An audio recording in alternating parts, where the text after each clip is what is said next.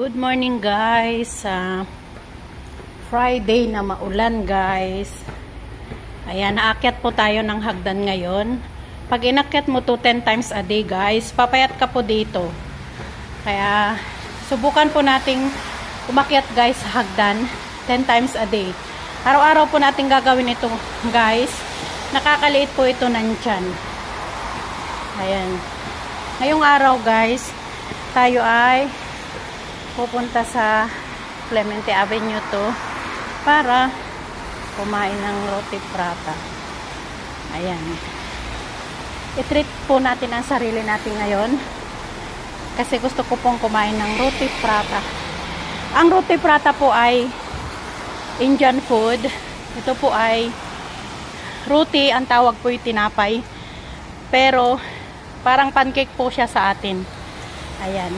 Tapos may sauce po siyang curry. Either mutton curry o chicken curry o beef curry. Masarap po siya guys. Sarap po siya. Kasi once in a blue moon po na kumakain din ako nito. Once a while. Hindi naman siya araw-araw guys. Para makatikim din po tayo ng ibang breakfast. Ayan guys.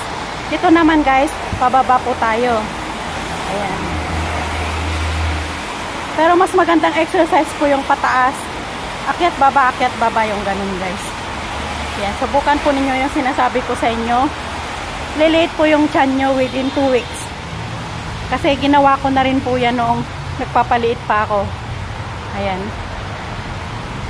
Pero alam nyo guys, kapag willing po talaga kayo mag-exercise, i-motivate nyo yung sarili nyo, talagang kaya nyo po yan guys. Makakaya po ninyo siya. Kasi ako noon, parang sabi ko, hindi ko yata to kaya. Mahirap mag-exercise.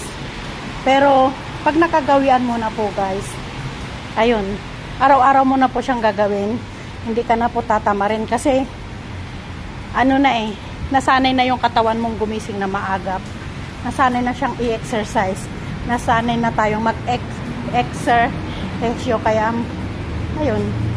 Mas maganda naman yung mag-exercise tayo araw-araw kasi may nadadigest yung ating katawan. Kumbaga, ang flow ng ating mga katawan ay tuloy-tuloy. Ganun po guys. Kasi yan po yung maganda rin po ang pag-exercise araw-araw sa blood flow ng ating katawan. Ayan. Hindi lang po guys. Alam nyo po yung mga taong nagtitibi yung ganun. Pag araw-araw po kayo nag-exercise, masasanay yung katawan ninyo. So, yung instead na hindi kayo natitibi yung ganun. Kung araw-araw po kayong nakakapunta ng kubeta, yan, pag na-continuous nyo po yung inyong pag-exercise, kasi naglalakad kayo, nagmo-move kayo, ganun. Ayan po ay araw-araw na po na katulad ko, minsan alas 6, paggising ko, ayan, diretso na po doon. Tapos, hindi lang po yon. Pagka minsan naman po ay nangyayari po ay pagdating ko sa aking pag-gym, ayan, 7 o'clock, isa na naman po ganun. So, malinis yung tiyan ko, yung ganun. Kaya, ang toxic po sa ating katawan, natatanggal lang po yan pag tayo ay pinagpapawisan. Kaya maganda po yung may ibibigay at may tudulot niya sa ating katawan guys. Ayan. Nandito na po tayo sa Block 352 Avenue 2. Ayan. Kakain po tayo ng roti prata. Ayan. Pag kasi umaga dito guys, ang breakfast ng mga tao nandito sa palengke.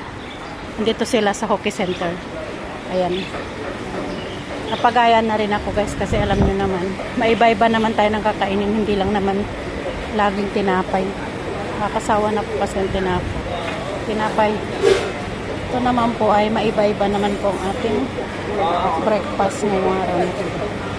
Ayan, pinipilahan itong roti prata na to.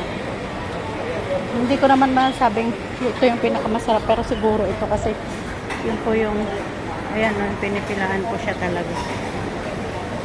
Ayan. Tapos yung Muhammadiyah coffee stall, ayun, doon din ako nabili ng kape. Dati pong roti prata ay $1 lang. Ngayon tumaas po siya ng $1.30. Lahat mo naman tumataas, guys. Ayan. Nakita nyo, pinipilaan po ng mga tao.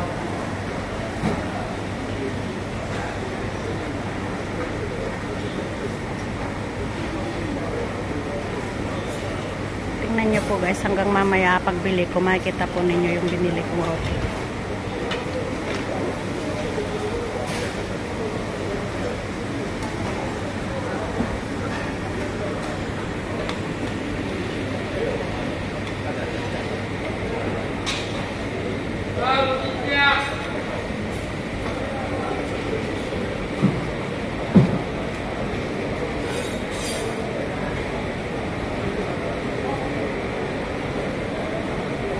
Hindi po natuloy sa fitness kasi umuulan.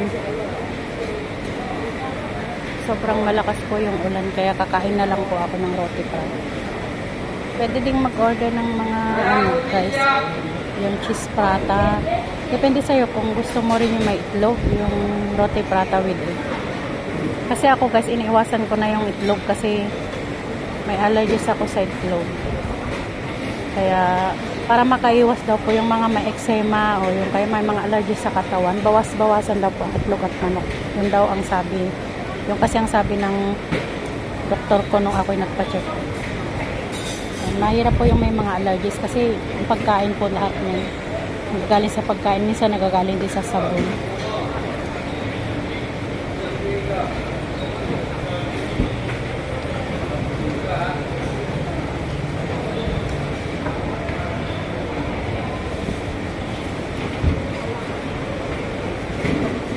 Ayan po yung stall na may soya milk.